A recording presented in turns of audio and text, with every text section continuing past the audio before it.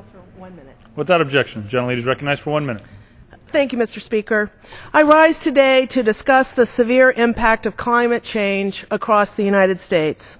On Sunday, the Intergovernmental Panel on Climate Change released a new report laying out the ways that climate change has already impacted our economy.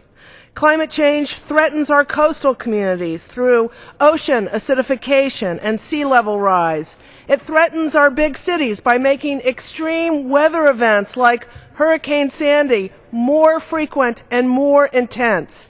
It threatens all of us who rely on rain to water our crops or snow for drinking water. California faces a future where less snow and earlier snowmelt will strain our already scarce water resources.